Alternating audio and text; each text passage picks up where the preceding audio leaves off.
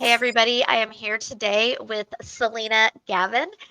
Salena is our amazing host of the WorkEND, which is a neurodiversity podcast where we are talking about redefining work as neurodivergent individuals. On this podcast, we will be talking with other neurodivergent folks about, I say we, I'm not going to be on there. This is all Selena, baby. Selena is going to be talking to, Selena's going to be talking to other indie folks and allies about experiences with neurodiversity, with work, maybe not work as a lot of people define it as a job, a place where you go to make money, but work in general, all of the things that we do in our life that is an expenditure of energy, that is work. So being a caregiver, Exactly. right? This is work. Yes. Being neurodivergent is work, right? Hard work. The hard work, the thought processes that we have to put in to do the things throughout our day. Um, Whether it is, being a parent, being a volunteer, being an intern, being a student and going to school, all of these different ways that we expend energy to work so that we can have the lives that we want to have, as well as jobs. Because as we know, a lot of NDs are or underemployed. And being underemployed definitely feels like a job and is a job more than it is work, because work can be energizing. It It can. can be something we love. Yep. And it can be a really wonderful, meaningful way for us to interact and engage in our community. Yes. And we all have the right to meaningful engagement in our community. And we all have the right to meaningful, fulfilling All of work. us. Every single human being. Yes. So, Selena, people want to know you. You are the host. Okay, Of dope. course, they'll get to know you throughout the show, but let's give them the opportunity to know you before, Okay. to know who Salena Gavin is. And you and I have had some of the most amazing conversations. We We've really really gotten, right? We've really gotten Yes, to know each other definitely. and feel like sisters, I know. You're my sister from another mother. right? A white one. Oh, right one. Right. All right. All right. It's all right, I guess. So we've had some really fun conversations. We've had some teary conversations.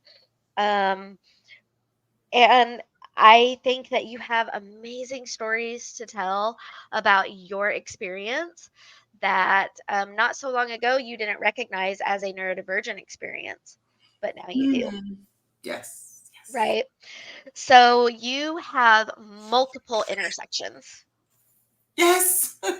multiple marginalizing intersections that can make life a lot more difficult and make life feel like a job, Yes. right? Um, can you tell us a little bit about your intersections specifically? And then we'll go into how those intersections have affected you. Um, Okay. Well, one intersection that I would like to talk about is my difficulty with anything numbers. I find now I want you guys to know that I was this many days old, which is today, when I found out that what I was describing and what I had experienced for 48 years actually has a term. A term. It is actually a disorder that individuals have. So my whole entire life, I've struggled with numbers, spaces. Uh, People would always ask me, what is the area of a room? Or when I was getting my first apartment, I remember they were telling me all these measurements. They mean nothing to me. They mean nothing to me. It's just like I don't understand that. Can you just show me how big it is? You Right. know? And then I would get a person looking at me strangely and then saying, I just told you how big it is. Okay, but I need you to show me. Like, I need you to show me with your hands or with an area that may be commensurate to what you're saying. Never divulging the fact that I have a problem with numbers. I don't understand what you're saying because I had been treated so negatively because of the problem that I had. I remember in middle school, um, being pulled out of my math class and taken to a resource room. And I didn't even realize until I became a behavior specialist at a charter school that I was receiving title services. I had no idea. I just had no Right. idea. I just knew it was embarrassing. And Right. I knew that I needed help in math, and this woman was helping me, and it was whatever. Back when I was going through school, there weren't so many requirements in high school, like, you know, geometry and all these big, you know. So I was able to make it through and skate under the radar with just very simplistic math classes that even those posed a problem for me at times if the math got too difficult, if the numbers got too big. um,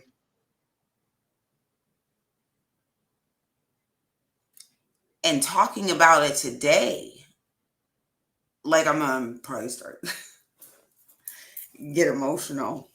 um, People call me dumb, stupid. um how can you be so smart over here? You're such a good writer or reader, and it's just you're not applying yourself. You're not spending enough time practicing. And I just remember feeling so inadequate. So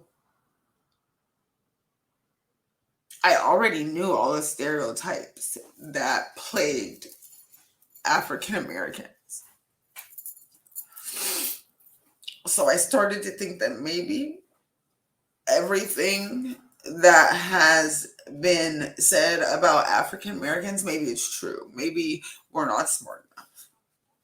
Maybe we're not good enough. Maybe we can't achieve what whites can achieve. Maybe we don't have the capability, because I couldn't explain what my problem was.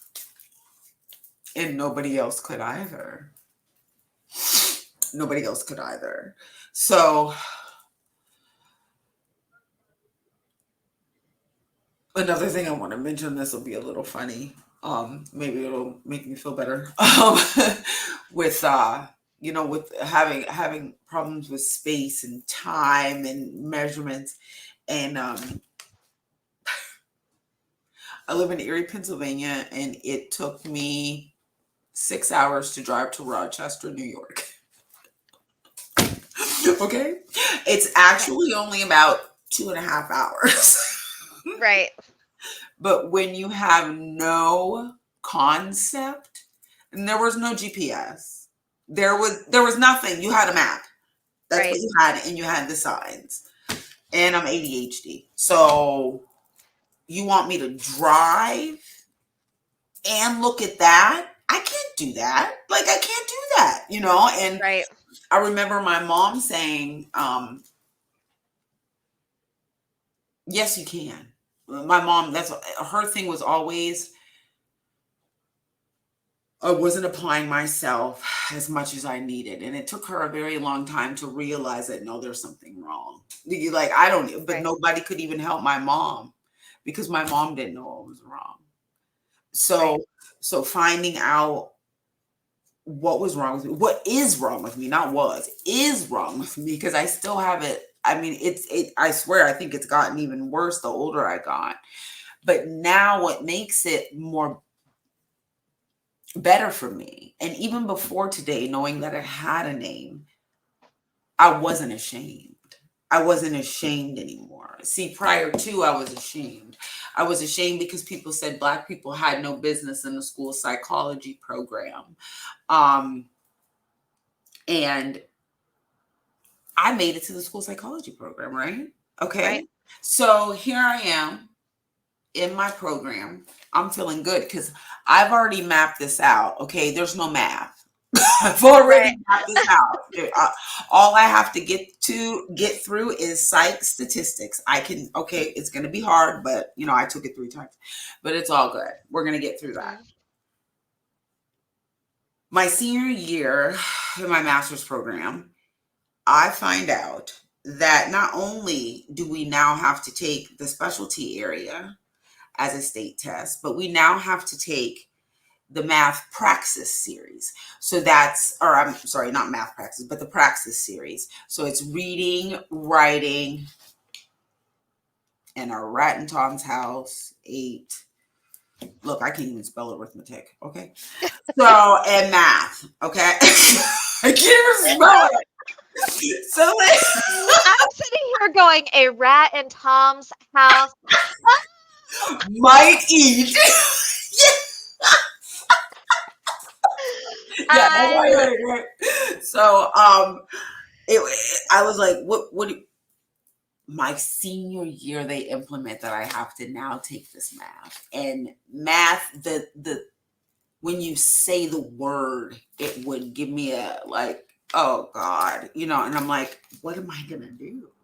So I started trying to study, but how can you study when you don't understand? right. How can you be tutored when there's no basis, there's no foundation for you to start at because I don't have one. What, 2 plus 2? So, and then come to find out that the math was 7th grade math, which hit my ego even more because it was just basic middle school math.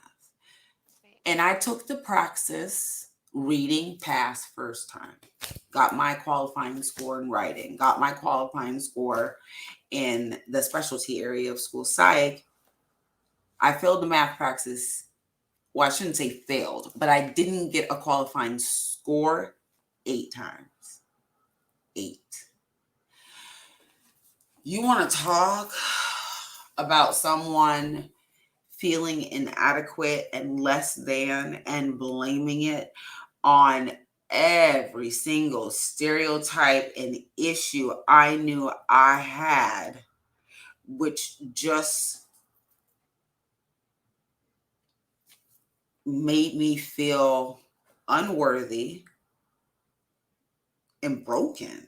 Like, what is wrong with me? Like, I'm broke. Like, I don't work right. Everybody else works right. Why don't I work right? And then I start saying, why did I even enter into this program? I knew it was too hard for me, and other people knew it was too hard for me. So it just kept developing and developing. But I never stopped attempting the praxis. I mean, 8 times. And then my job sent me to Sylvan Learning Center, which was the place that I took the praxis in. So I thought maybe this would help me all, with the whole psychological places things. Um, I went to tutoring at Sylvan Learning Center for the praxis exam. Now, remember, I told you that it was middle school math, right? So Mhm. I'm at Sylvan Learning Center and Sylvan Learning Center here in Erie is like in it's up in Summit, really, you have to travel ways. Uh-huh. There's no Black people there, basically. Okay. So here I was, an It's African expensive American, too, right?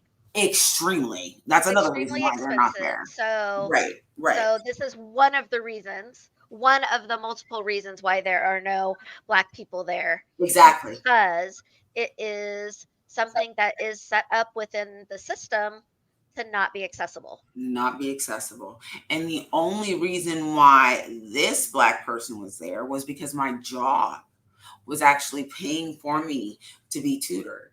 So I was, in a sense, like blessed. And, so, but in the meantime, you know, these kids are getting dropped off by their moms are all rich, they're all white, and they all are from the county. And in Erie, the county is predominantly white. All the African Americans, we live within the city, and Hispanics. When you start to branch out is when, so they were all from these areas, you know what I mean? But hey, I said to myself, look, I'm driving here, you can't drive, But I mean, like, Right, right. Use some of that amazing humor that you have I know. to deal with the feelings. I really did because I felt so embarrassed. And I just remember going, yeah, well, whatever, I drove here. And like, I remember the one boy, he was like 11 and he was like, what? I was like, I'm just saying I drove here. And he's like, but that's not even a comparison because I couldn't drive if I wanted to. You know what I mean? And I'm like, leave it to the rich white kid to take it there. Okay, but you know what I mean? I was like, could you just laugh and move on? Right. But they became my motivators. And I was walking in there ready to project all my inadequacies, all my depression, all my damn issues, and project it onto these people who didn't even know me. And I was going to then form the fact, you knew what I was going to come to the conclusion of. You know what I mean? I don't belong, and but they didn't allow me to do that. They welcomed me right in. How old are you? I was like, yeah, that's something. Yeah, we're gonna learn that, boys. Like that's something like so that's the kind of the stuff I would do, and we could earn rewards. I was in a token economy, okay, at 28. Um, I earned mall gift certificates, of course, okay, and the kids chose what they wanted, but I just remember when I passed that test and I did meet that qualifying score after those weeks of tutoring at Sylvan, and when I walked in and these kids had their little party hats on and they were so Aw, excited and we're high-fiving and I taught them how to dap up. that's awesome. So it was just amazing. They're like, we told you you could do it, and they're like, now you can do it again. And I was like, no, we're not doing it again. No. They're like, well, I was just saying. I'm like, yeah, but no. But yeah, so going through all of that, I never gave up, and that's the thing. I could have. I had so many reasons that I could have given up. The fact that I don't know what this number thing is, but I have it. Okay. And okay, yeah, I'm ADHD. I can't pay attention for longer than a squirrel minute. And yeah, I like bright colors and I'm funny. And none of this should impede on me becoming who I am. My mom was my motivator. She worked 3 jobs to get me through college. There was no way that I would ever disrespect my mother in any shape, fashion, or form by not achieving what I was able to achieve and pushing myself and pushing myself. So, all that embarrassment and all that eating humble pie, And it all how paid many off. years of underemployment did you have to go through before you were able to pass that test and do the Actually, job? practice Yep.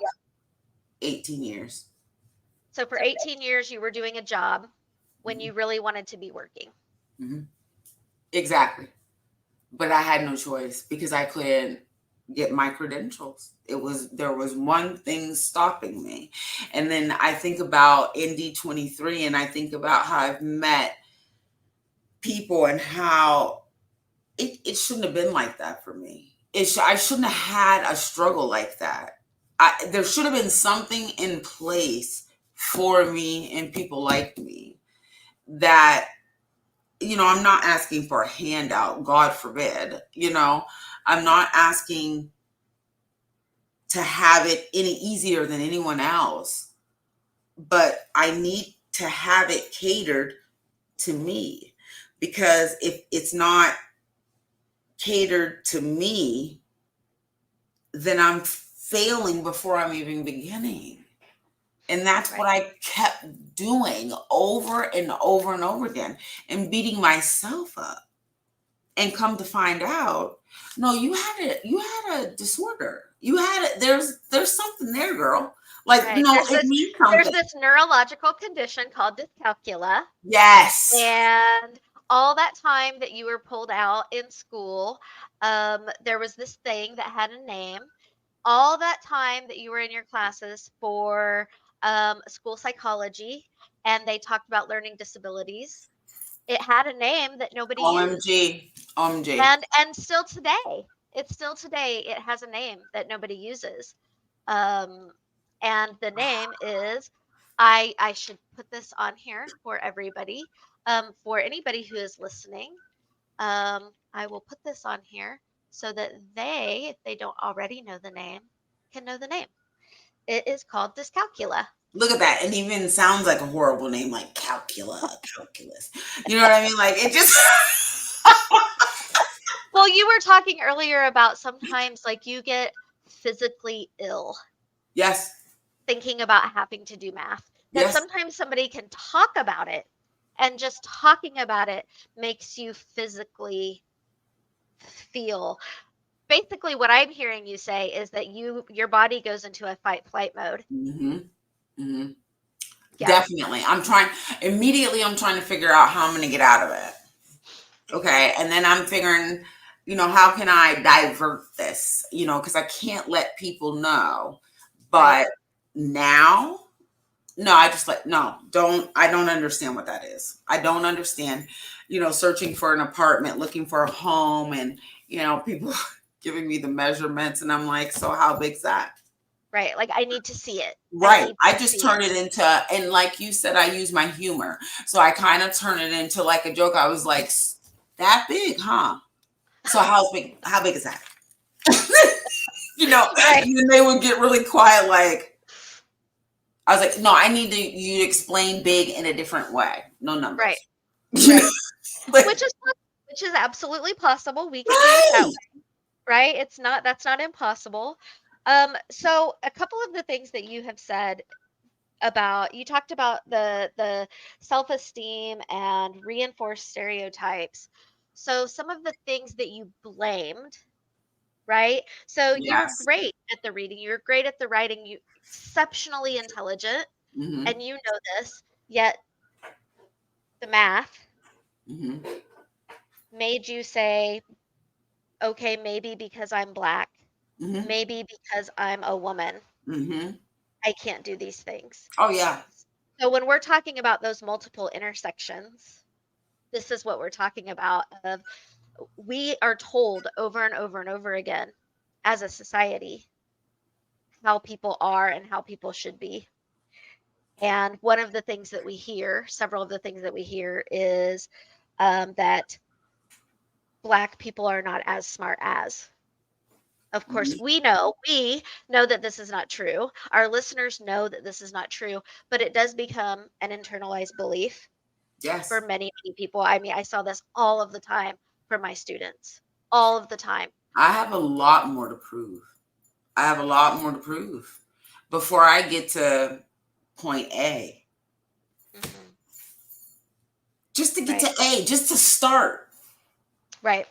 I And have then what happens to. once you do prove it? When you do prove that, you were talking about how you got your internship in a school and they were like, "Wow, how do you dress so nicely?" Yeah, yeah. I mean, it kept and oh, you look so nice, and oh, you dress so nice, and oh, you look so good every day. Like you always have on something different. How do you, and then that's when, as soon as it hit, it was like, oh Lord, I'm in white land in Erie, Pennsylvania. I was in an all white school, all white students, all white faculty. The only person in the entire district, which included a middle school, a high school, and 3 elementary, was an African American man. And you can guess it, he was the janitor. And that was it. And the only thing that they could find recognizable about me was the fact that I wore a different outfit every day. Yeah. I'm just writing evaluation reports and testing kids and getting stared at by parents like I'm an imbecile, and I'm waiting for you to introduce who I am. I mean, you're my supervisor. They won't speak to me. I'm giving them the results of the report, but they won't look my direction. And any question they have, they direct to the white school psychologist. So, yeah. Yeah. All of these things in place to say, this isn't where you belong. Right. And you shouldn't be here. And once again, I'm questioning, like, why did I do this? I was like, I looked up the statistics and the rates of African Americans as school psychologists, and it wasn't a big number back then. It was horrible. And in Erie, PA, there was one. Right. One in the Erie school district. Okay. And one had just graduated, and then there was me. And I'm thinking, why am I the one always trying to break down barriers? Like this is not a barrier I want to break down. Let somebody else do it. Uh-huh. Maybe I'm not good enough to break this barrier. And people throughout my whole entire process, they definitely reinforced all my negative thoughts and beliefs. If I needed examples of why I felt the way I felt, I had them. I mean, like I had to, this is the reason, so yeah. Yeah. But knowing that I have this calculate, I'm going to go on a whole rampage with this now. Oh, I'm yeah. doing research, I'm buying books. I'm like, I want to know, what can I do now that I know that it is it. What are my behavior mod options? That's Right. me. Yeah. Right. And we'll share some resources for that. Definitely. To not just with you, but we'll put them in our description so that people can have access to those resources as well. Okay. Um, and a lot of it are things that you already do in your job with your kids, but it is different. It is different when you're an adult. We don't grow out of neurodivergence. And I No. think that's one of those things, and you kind of hit it actually. You said it's actually gotten more difficult as I've gotten older. Mhm. And yes, this can happen because our brains continue to change and develop. Now, something else has happened recently. I know Mhm. you talked about ADHD, so we will talk about that because we want people to know what your experience is with that. But you, within the last couple of years, have had have acquired a new Mhm. neurodivergence. Yes. So tell us a little bit about that. What happened? I Oh, go ahead. No, what happened? Oh, okay. I had been really, really sick for about a couple of weeks, with a migraine times 10, and was functioning through it, and eventually couldn't take it anymore and went to the ER. Well, long story short, I found out that I had had a mini stroke, which I was completely flabbergasted. I mean, like, I'm 47 at the time. I'm like, what? I'm too young to have, a stroke. But then when I found out what causes a stroke and what can lead to a stroke, um, it made sense. I have we have the two vertebrae in the back of our neck that run up and supply blood to the brain. Well, my larger one on the left side is clogged. It's completely clogged. And so it's not getting through, which caused the migraines, which caused the stroke. So it wasn't something that I could really like change. You know what I mean? Like I mean, there's stuff that I can change so it won't lead to a stroke that can exacerbate a stroke, but I can't change what's going on in the back of my head and clear out a valve and do all this stuff. So as a result of it, my short-term memory is it's bad. I struggle with it, and it's funny because I didn't notice it at first because I have ADHD. So all I kept saying was, "Oh my God, am I having an episode? Am I, you know what I mean? Like, okay, I got to go back to the basics, like I used to do, in order to remember things for ADHD." But even that wasn't working. So I went to Right. a neurologist and found out what was going on. Well, shortly after this, I ended up having to go to a week-long training. Now, this training was in another, it was in PA, but another city. And it was supposed to be this huge training, but I get there and I'm staying at the hotel, and so were the other people. But there was only 9 of us, 9 females, all females. Okay. And you can guess it, I'm the only black. Okay. So Uh-huh. 8 white women, 8 Karens. Okay. So but I say that just to say this, because I have more to say about why I say Right. Right. Karens. There's a reason why you're saying Yes, that why I'm saying specific Karen. thing. Yes. Yes. So what they did a lot in this was pair people up. So actually, one of the instructors was African American, which gave me a little bit of solace because I was like, okay, all right. So, and then I found out down the line that didn't matter. So she would pair people up. They were always pairing people up in groups. So they basically just said whoever you sit by, who you're closest by. And so I worked with a couple people, and then I worked with this one girl. Um, and I was struggling because they were talking so much and my brain couldn't catch up to process it enough. I'm not good at notes and my memory's shot, right? So I can't even remember what they're saying. So I kept asking her. And then I quickly realized that I'm annoying her now. I'm annoying her because I can tell by her nonverbal communication. So I said to her, I was like, maybe I should tell her, and maybe, you know what I mean? She could have a better understanding. I don't want anybody to feel sorry for me or feel sympathy for me. I just want you to understand why I'm struggling right now. Right. And I told her. She didn't say much, but at the end of the day, we all closed out. When we came back the next day for the training, she had been there with about 5 other girls. They were all from the same county.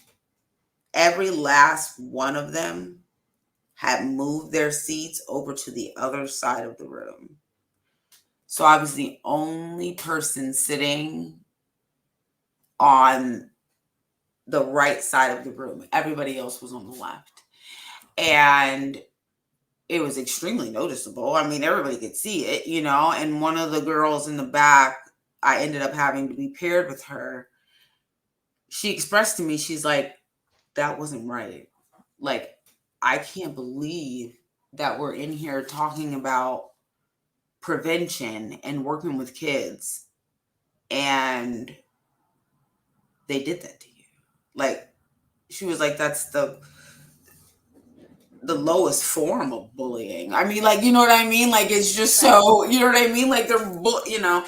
And I explained to her, and she was like, but that makes it even worse.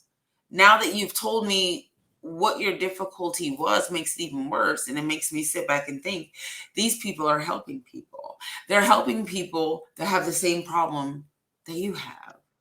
Right. And what are they? How, are they doing their best to help them? Is this just a job to them? Um, does it matter?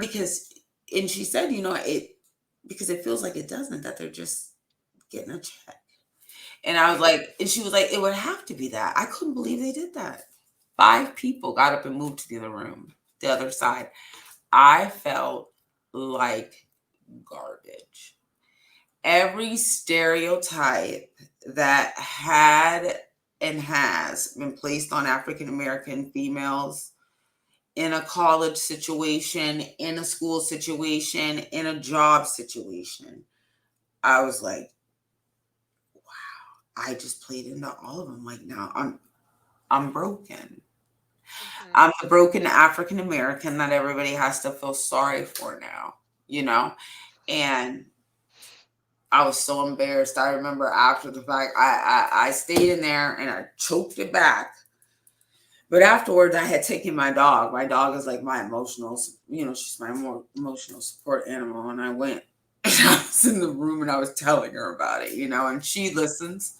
Oh, And then she just climbs on me and gives me a big old hug and licks the tears. But yeah, I cried. I felt like I was back in high school.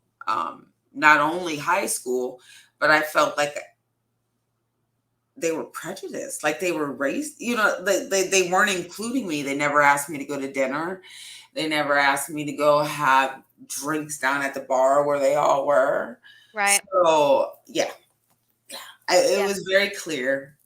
And I'm used to that. All the stuff that I just mentioned, I don't care about that. I'm used to that.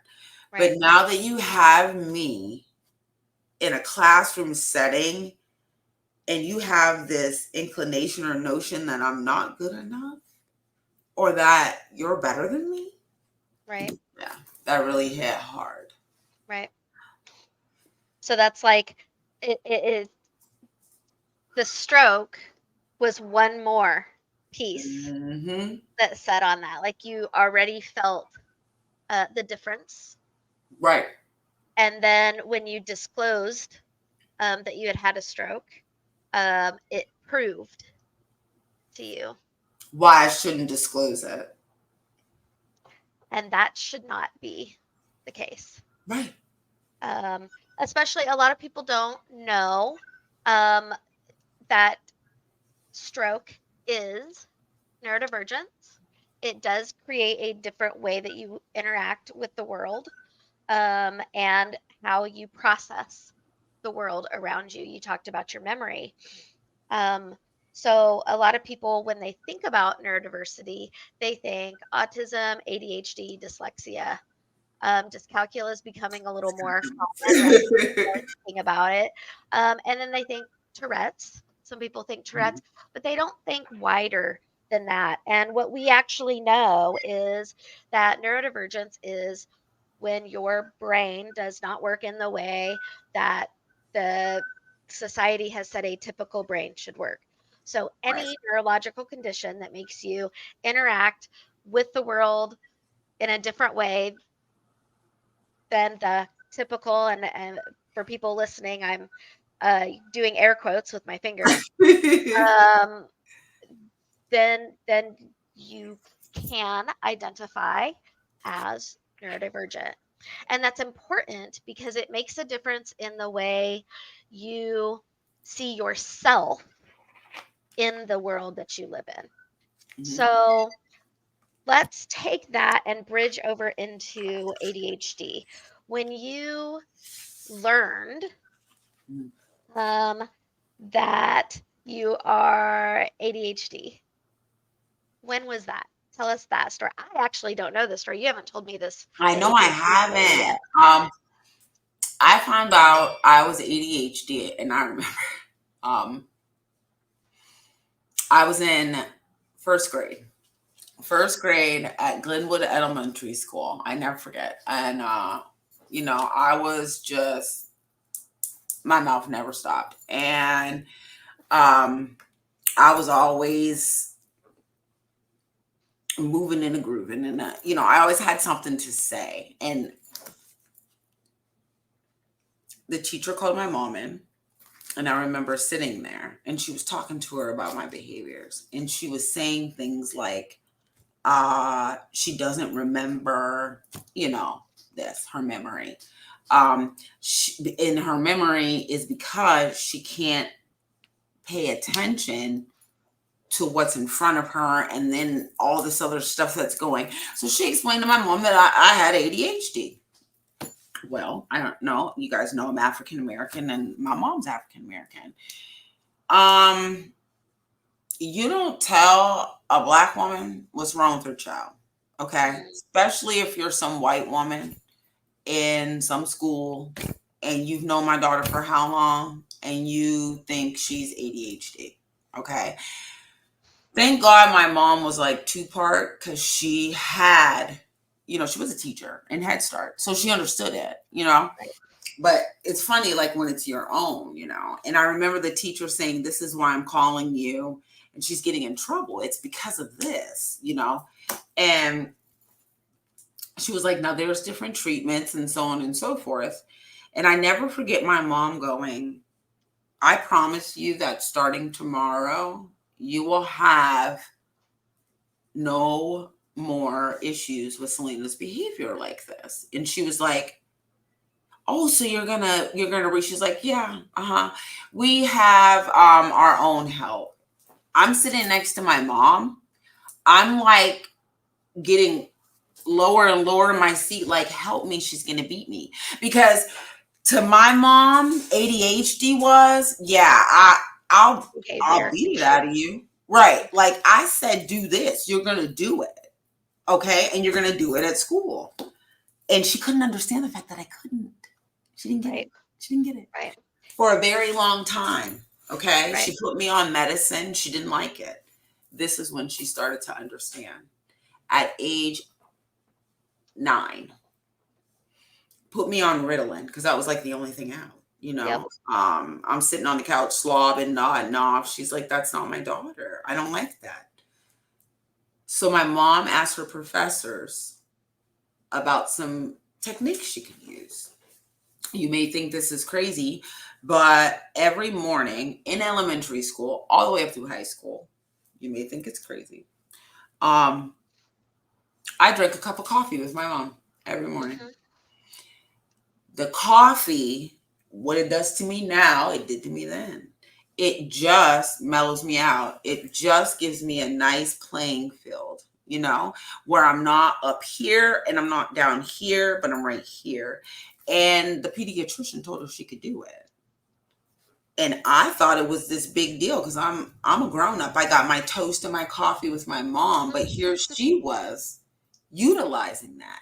She worked with the teachers to say, "Okay, Selena's extremely intelligent. She gets done with her work like that. What are you going to do to her now?" Because Yeah. that's what she's looking at you and saying. Because Right. you can't come back at me with, "You didn't finish your work." "Oh, yes, I did. And I finished, what is it, Monday? I finished Tuesday, Wednesday, and Thursdays too." Right. And you can check it if you want to, but it's all right. Yeah. So what do I do now? I'm not having behaviors because I have bad behavior. I'm having behaviors because I'm bored out of my damn mind. Bored. Exactly. And Yeah. another thing that is always a huge BIPOC stereotype is that, we got bad kids. Bad little black kids running around. They don't have no discipline. They live in these subsidized housings. And, you just have all, she's a latchkey kid. You know what I mean? Right. Where's her dad? And so on and so forth. So there were all these other reasons, or excuses. But my mom took the time to do that. And that meant the world to me because I know how hard that was. I know Right. how hard that was for my mom to say to other African American moms that she was related to, her own mom, that my daughter has an issue that I need to use behavior modification for. Right. My grandmother, like, "Huh? What did you whoop her?" Right. You know what I mean? Like that, you can't beat Right. ADHD out of somebody. So, Yeah, we tried that. It didn't work. So instead of continuing to do this thing that isn't working, we're going exactly. to, right. And we still see that today, right? Like this isn't something that has now gone away since she No, was it born. hasn't. You It's know, there's still the still bad black unemployment kid. out there. Yeah. How But do you now it's the feel? immigrant kids as Right. well. You know what I mean? Like they Yep. don't have any type, well, they don't know how to parent. That's what it is. They need Oh my parenting gosh. classes. If you want to ostracize or not have an African American mom uh, be involved with her child's academics, say that. Right. That's that. Just say that. And that becomes the culture of the school and the belief Exactly. system of the people who are building the culture of the school. And you have the old teachers, and like you said, the new teachers. They come in, and new teachers, they're always gung ho. They're always They're excited. They have yeah. Everybody's gonna they're not read. jaded yet. They have these ideals. Yes, of this Exactly. perfect world and change being the change that they want to see in the Oh world. yeah, They're they're going the to do change it. agent. It's Yep. awesome, right? And Yep. then they meet Selena Gavin, age 9. Yep. Like I'm just like, now you thought you knew, you don't. So you know what I mean. So it was it just warps them. It gives them such a, and then a lot of them they take that on. And they Right. start to believe that. And then they spread it. And it just gets worse and worse and worse. And Yep. I was so happy for what my mom did for me. And I became a leader in the classroom. So all of a sudden now I'm not most talkative, might I add. I got most talkative probably all the way up through school. Um, but I was a leader now. So it was like, yeah, Selena's most talkative, but she's also smart. Did you know that? She's helping me do this. She's helping me do that. Right. Yeah. Yeah. And she is very smart. Hmm. Um so I'm going to wrap us up because um time. We said Okay. you gave me a time limit, said I need to be done by this time. Um, so I'm going to keep us to that. Um, I asked you to come on as host of the Workend after some conversations that you and I had had. Can you tell me why the Workend is important to you? The work end is important to me because it has given Selena Gavin a voice. It has led me to meet other individuals who have the same struggles that I have. I, I found it amazing, like around the world. Like there's so many individuals who struggle every day because they are neurodivergent. And so many people that don't even know that are going to find out because of the work end. They're going to find out because of the work end. And I am glad to be that change agent to help them find out. And when they find out, I want them to be okay with it and to know that there's support there. This is a support for neurodivergent individuals. And it's a place for non neurodivergents to learn how to raise neurodivergent children, uh, employ neurodivergent workers, educate neurodivergent learners and students. They need to know this. And I am just honored to be the change agent who can be the voice to get it out there. Um, I feel, like what you did for me. I started off like I was so nervous. I was messing up and I was misspeaking and then I never forget you told me you were like, okay, because that means you're real. You're misspeaking because you're real. Be real, be you. And that's when I said, you know what? Yeah. And I can help people be real and I can help other people be them. So we can all be together. We're not a melting pot. I can't stand that being a melting pot. Mhm. I remember one of my teachers said, we're like a tossed salad. Everybody keeps their same traits and characteristics. I still taste like a tomato. Okay, but I'm in this salad. You know what I mean? Like, but I'm still a Yeah, tomato. right. But and you have to recognize that. You have to recognize that there are differences in this world, and differences require different tactics and measures. So I hope I answered your question. And I'm You did. honored, AJ. I'm so honored to be on the working and on this panel and excited and yeah, yeah. Can you tell? Yes, and we are honored that Awesome. you are doing this with us, and just so happy to have you as part of the Umbrella US team. Absolutely, 100%. Thank Yay! you. All right. And you know what's really great? What? There's no editing that needs to be done on this. I didn't. You know what? We did good. We did good. We We did good. We don't need to really edit did. anything. We're gonna give this exactly Give the it way to it them. is right now. So thank you Okay. so much, everybody. We hope that you are going to join the monthly, the Yes. second Thursday of every month, the weekend. It will be live. It will be a live panel, but it also will be replayed on YouTube and on all of your favorite podcast channels. So we'll see And you there. this topic this week on Thursday is going to be dynamic. And there's It's gonna be great. really going to be some things to learn and hear. I just really encourage you to attend. Yeah, it's going to be great. We're so excited. We've got a great lineup of panelists coming up. I know. And in the future, a list of amazing people who are already excited and vying to get in and get their spot on the I panel. know. So we'll also have a link there for anybody who wants to join in and be on this panel. And that Salena is the most amazing host of. So thank you very much, everybody. We will see you later. Mwah. Toodles.